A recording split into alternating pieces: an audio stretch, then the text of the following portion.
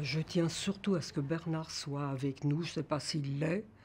Je ne crois pas à grand-chose. Mais toute la journée, je lui parle et je veux qu'il assiste à ça et qu'il soit peut-être assez fier de moi. Un frigidaire, un joli scooter, un atomixer et du Dalopio, une cuisinière avec un four en verre, des tas de couverts et des pelles à gâteau, une tourniquette pour faire la vinaigrette, un bel aérateur pour bouffer les odeurs, des draps qui chauffent, un pistolet à gaufres, un avion pour deux. Et nous serons heureux. Le contrat de confiance, la camionnette jaune et bleue, cela vous évoque sûrement quelque chose, non? Darty, bien sûr. Si ces emblèmes nous sont familiers, rares sont ceux qui connaissent les origines de cette entreprise familiale. La vie de Bernard Darty ressemble à un roman. Celui qui a fondé la célèbre enseigne avec son père et ses deux frères revient sur son parcours étonnant et lève le voile sur ce qui a fait le succès de la marque. Donc ma famille vient de Pologne, où elle était victime de persécutions antisémites. Et mon père décide d'émigrer en France, où il arrive en 1930, en éclaireur en quelque sorte. Ma mère et ses 4 enfants, je n'étais pas encore né, le rejoignent une année après qu'il ait trouvé du travail et qu'il se soit installé rue d'Avron. Dans le 20e arrondissement, je suis donc le seul à être né en France.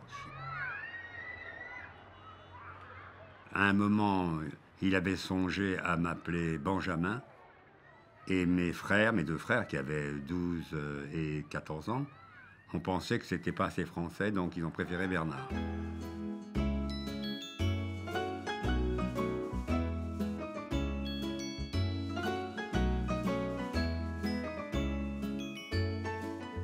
Mon père s'appelle Issek Herz Darty, mais dans une farouche volonté d'assimilation, il change Issek Herz en Henri, va au cours du soir, apprend le français, qu'il parlait sans accent. Donc pour lui, la République française était l'endroit où il se sentait le mieux. 1941, l'ennemi marquait les Juifs d'un signe d'abjection. Il emprisonnait les suspects d'indépendance de pensée. Après la honte, le désespoir. Alors effectivement, ma famille, qui était à l'abri des persécutions lorsqu'elle est arrivée en France, se retrouve confrontée aux mêmes difficultés à partir de 1940-41. Je n'ai jamais pu évoquer avec mon grand-père Issek, donc Henri Darty, le père de mon père, mon grand-père paternel, parce qu'il était, je pense que d'ailleurs c'est de là que tenait mon père son extrême pudeur.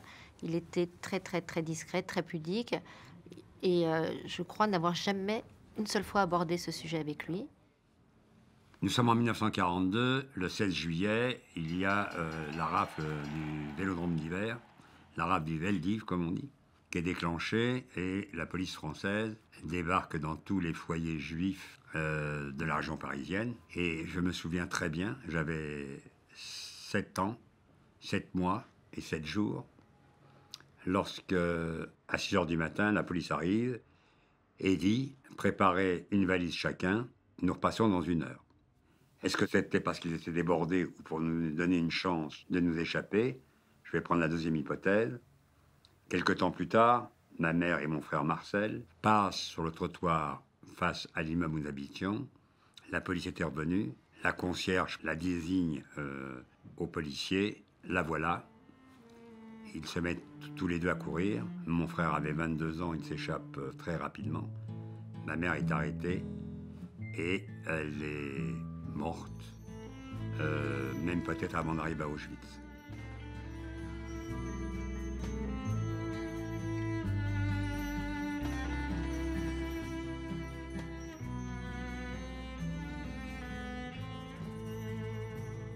Elle serait morte le 27 juillet dans le convoi qui l'amenait à Auschwitz.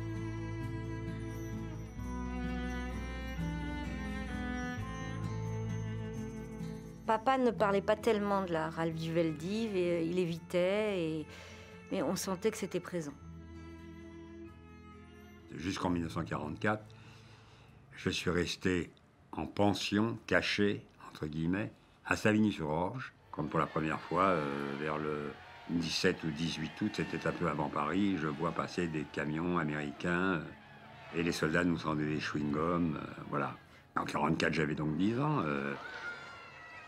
Je retourne à l'école rue des Pyrénées, à l'école communale, où je prépare un certificat d'études et j'entre en 6e au lycée Arago.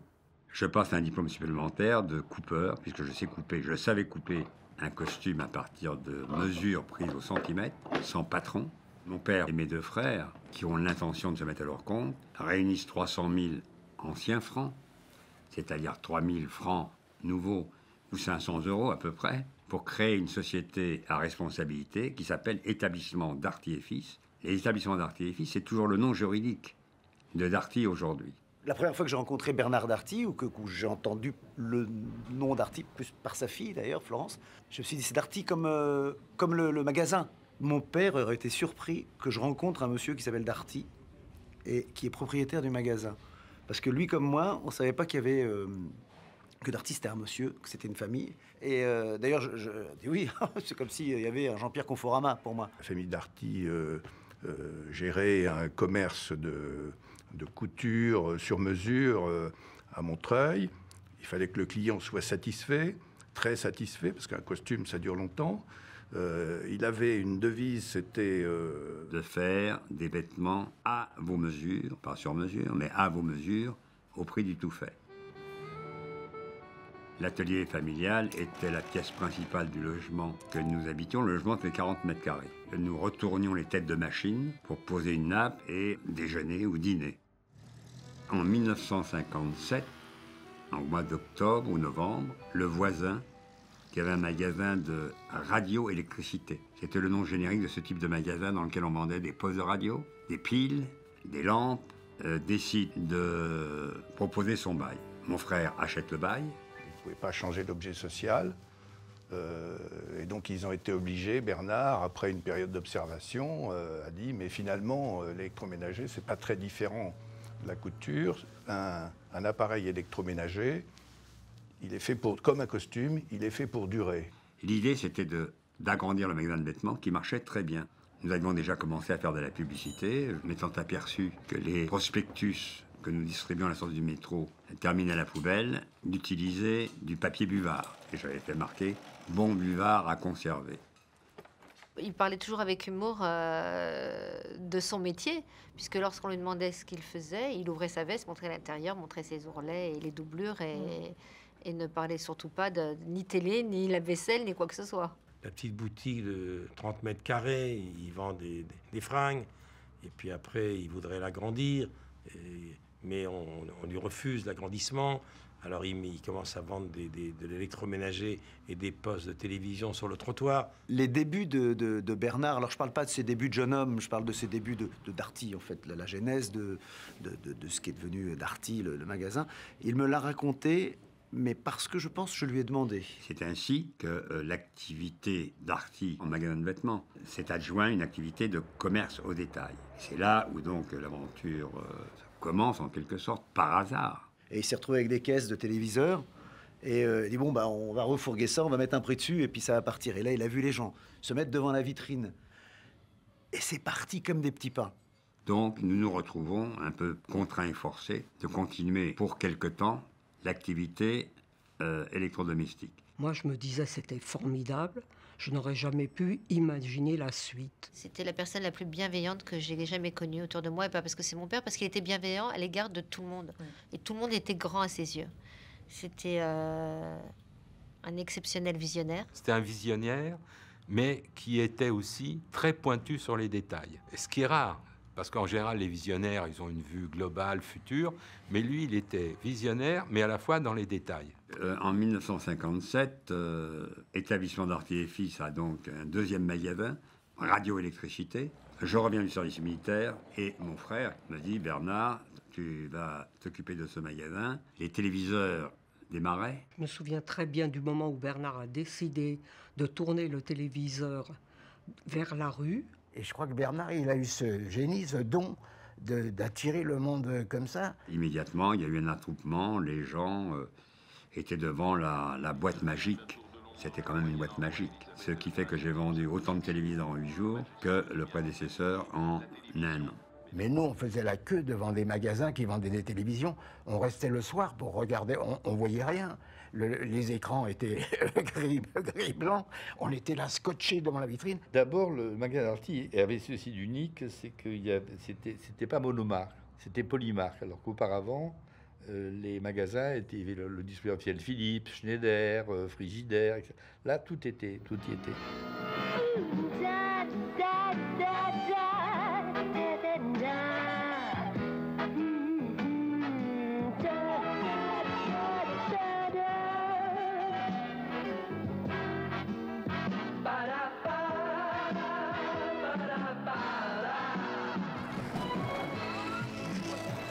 Comme le magasin était trop petit, 25 mètres carrés, nous sortons les téléviseurs dans la rue. Pourquoi? Parce que je vous rappelle que l'avenue de la Porte de Montreuil, c'est le début du marché aux puces. Le marché aux puces. On ne peut pas quitter Paris sans aller se perdre, une fois au moins, dans cette cour des miracles, traînant le vague espoir d'y trouver presque tout et l'emporter pour presque rien. Le marché aux puces qui, le samedi et dimanche, draine une masse importante de clients. Pour passer du marché aux puces à la Bourse de Paris, c'est une très longue histoire. Porte de Montreuil à Paris. C'est dans cet arrondissement populaire qu'en 1957, Nathan, Marcel et Bernard Darty ouvrent leur première surface de vente. Au contact de la clientèle de ce quartier, naît une nouvelle approche commerciale de spécialistes qui va préfigurer l'avenir. Mais j'entends la voix de mon père dire « on va chez Darty samedi ». Je l'ai tellement entendu son nom qu'il a un nom de vedette. Nous étions dans le début des 30 Glorieuses, donc nous bénéficions d'une part d'un accroissement du pouvoir d'achat des Français, de la naissance de produits de plus en plus performants, les produits qui sont à la maison domestique et qui fonctionnent à l'électricité. Ça comprend aussi bien les produits bruns, téléviseurs, etc., dont la couleur est brune, ou les radios, que les produits blancs, machines à laver, réfrigérateurs, cuisinières. Je trouve ici tout ce qui m'intéresse. C'est une très bonne formule de vente, il y a beaucoup de choix et c'est quand même beaucoup moins cher qu'ailleurs. Évidemment, j'étais client. Qui n'est pas allé un jour chez Darty? Et moi, je me suis toujours meublé avec Darty. Donc, je lui ai dit, si je vous avais connu avant, il faut me mettre 10% sur toutes les machines que ma femme a achetées. Et j'avais fait la liste. Bébé Darty, oui, parce que déjà, enfant, amené par mes parents dans ces magasins. Darty est là. On achète Darty. Qu'on ait de l'argent ou qu'on n'en ait pas, on achète Darty. Bernard a toujours eu deux grands soucis, satisfaire le client et satisfaire les salariés, mais dans un ordre bien précis. D'abord le client et ensuite le salarié. Il y a 22 ans, lors de l'ouverture de notre premier magasin, nous nous sommes aperçus, mes frères et moi, que nos clients étaient très intéressés par la possibilité d'utiliser leurs appareils tout de suite. Le dépannage le soir même. Il y avait des gens qui arrivaient, ils avaient le télé en panne, et il y avait un match de rugby. Il dit, ça m'a rendu tellement malheureux que j'ai trouvé une solution. Pourvu que ce soit pas trop embêtant, j'espère. Entrez. Alors? Il est là. Ah, c'est grave? Il pense que non. Bon, on aurait dû s'en douter, il était tout pâle la dernière fois qu'on l'a vu. T'es marrant, faut dire aussi qu'il est plus tout jeune. Quand même. Alors? Vous pouvez aller le voir. Oh, tu parles d'un bol, dis donc. Ça a l'air de marquer, dis donc. Il a repris les couleurs, hein? La deuxième chose qu'il a fait, c'est de dérober aux fournisseurs la fonction SAV. À l'époque, la distribution était naissante, la grande distribution, les hyper, elle était totalement axée sur le prix bas sans service. Alors, à cette époque, le service après-vente était assuré par les fabricants. D'abord parce qu'il n'y avait pas suffisamment de techniciens pour être engagés dans les petits magasins de radioélectricité. J'ai toujours compris, bien sûr, que la valeur ajoutée d'un distributeur par rapport à ses concurrents, c'est d'ajouter quelque chose de plus. Et à la Porte de Montreuil, les clients ont le verbe haut et le coup de poing facile.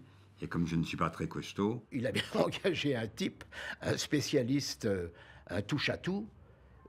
Vous arriviez chez lui, oui, je suis pas content, ma télé ne marche pas et tout. Hop, le type, il fonçait avec lui, il allait chez lui, il allait réparer, immédiatement. C'est le service après-vente. Le service après-vente rapide est né comme cela. Il fallait être courageux, dire service compris au prix le plus bas. Service compris plus prix le plus bas égale quoi? Égale perte. Non, Bernard, il faut que ça égale résultat. S'il n'y a pas de résultat, il n'y a plus d'entreprise, on est mort. Ils avaient une notion du client qui était différente des autres. Pour un lave-vaisselle, je voudrais absolument que quelqu'un vienne le plus rapidement possible me la dépanner. Est-ce que c'est possible aujourd'hui? Dans le service après-vente, le chiffre est voisin de 550. C'est-à-dire qu'une personne sur 3 travaille dans le service après-vente. Ah, Monique, l'addition, s'il vous plaît. Faut que j'y aille parce qu'on risque d'avoir un de ces boulots aujourd'hui. Vous travaillez même le dimanche? Eh oui. C'est pas toi qui ferais ça? Chez nous, c'est service. On travaille 7 jours sur 7. Ah, les gens savent qu'ils peuvent compter sur nous. Coup de téléphone, on saute dans la voiture et on arrive. Est-ce que je peux vous demander votre nom et votre numéro de téléphone? Au cas où. Voilà. J'espère que vous n'en aurez pas besoin. Au revoir, messieurs, dames. T'as compris ce qu'il fait? Pas vraiment, non? C'est un dépanneur de chez Darty. On peut se tromper, non?